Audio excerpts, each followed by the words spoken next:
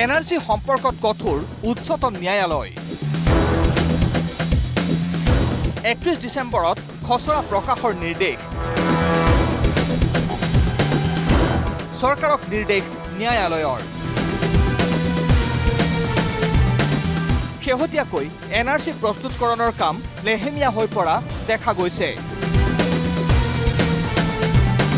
তাৰ মাজতে আজি উচ্চতম ন্যায়ালয়ে চৰকাৰক এনআৰচি প্ৰকাশৰ বাবে 31 ডিচেম্বৰৰ সময়সীমা বান্ধি দিছে। কোনো কাৰণত অবৈধ বাংলাদেশীয়ে ভুল তথ্যৰে নিজৰ নামটো যাতে ৰাষ্ট্ৰীয় নাগৰিকপঞ্জীত সোমাব নোৱাৰে তাৰ কাৰণে সকলো ধৰণৰ ফলপ্ৰসূ ব্যৱস্থা ল'ব লাগে। কোনো কাৰণত কোনো অবৈধ বাংলাদেশীয়ে ভুল তথ্যৰে নিজৰ নাম যাতে ৰাষ্ট্ৰীয় নাগৰিকপঞ্জীত অন্তৰ্ভুক্ত কৰিব নোৱাৰে তাৰ কাৰণে সকলো ধৰণৰ ফলপ্ৰসূ ব্যৱস্থা লোৱাটো আমি বিচাৰোঁ। আমাৰ অধিবক্তাৰ পৰা আমি গম পাইছোঁ যে উচ্চতম ন্যায়ালয়ে অহা 31 ডিচেম্বৰত ৰাষ্ট্ৰীয় নাগৰিকপঞ্জীৰ খচৰা প্ৰকাশ কৰাৰ দিন নিৰ্ধাৰণ কৰিছে। পঞ্চায়তৰ নথিপত্ৰ সম্পৰ্কতো গুৰুত্বপূৰ্ণ ৰায়। সহযোগী প্ৰমাণ পত্ৰ হিচাপেহে গ্ৰহণ কৰা হ'ব পঞ্চায়তৰ নথি। পঞ্চায়তৰ প্ৰমাণ পত্ৰৰ লগত আন পত্ৰও দিব লাগিব। পঞ্চায়ত সাৰ্টিফিকেটটো অবৈধ বুলি একো ঘোষণা কৰা নাই, কিন্তু কৈছে যে পঞ্চায়ত সাৰ্টিফিকেটটো যদি আপিল অবৈধ বুলি কোৱা হয় তথাপিও এই মানুহখিনি আমি বিদেশী বুলি ক'ব নোৱাৰি। এইকাৰণে যে এই ডকুমেণ্টটো এটা ছাবঅৰ্ডিনেট ডকুমেণ্ট। এই ডকুমেণ্টটো অৰিজিনেল ডকুমেণ্ট নহয়, এটা ছাবঅৰ্ডিনেট ডকুমেণ্ট। আৰু এই ডকুমেণ্টটো কেতিয়াও প্ৰুভ নকৰে যে সেই পাৰ্চনটো বাংলাদেশী হয় নে ভাৰতীয় হয়। এই ডকুমেণ্টৰ কাম হ'ল যে কাৰ ছোৱালী কাৰ লগত বিয়া হৈছে লিংক চাৰ্টিফিকেট ইষ্টাব্লিছ কৰা।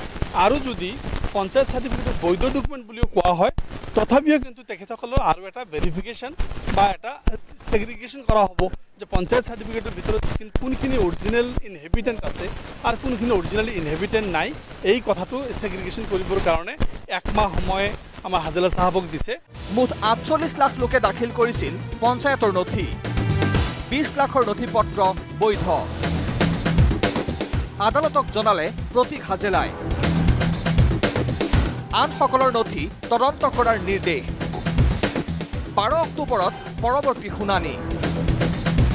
তেখেতসকল কোৰ্টত কোৱা মতে এৰাউণ্ড 20 লাখ বা 23 লাখ আমাৰ এইখিনি অৰিজিনেলি ইনহেবিটেণ্ট হ'ব, বাকীখিনি অৰিজিনেলি ইনহেবিটেণ্ট নহ'ব। যিখিনি অৰিজিনেলি ইনহেবিটেণ্ট নহ'ব তেখেতসকলৰ বস্তুটো গোটেইখিনি পুনৰীক্ষণ কৰাৰ কাৰণে ব্যৱস্থা কৰা হ'ব। আৰু এইখিনি 12 অক্টোবৰৰ ভিতৰত কৰিব দিছে। উচ্চতম ন্যায়ালয়ত আজি উপস্থিত আছিল আসু, জমিয়ত আৰু আমচুৰ প্ৰতিনিধি। আদালতত চৰকাৰে জনোৱা মতে 68 লাখ পৰিয়ালৰ 3 কোটি 19 লাখ লোকে ইতিমধ্যে এনআৰচি প্ৰপত্ৰ পূৰণ কৰিছে।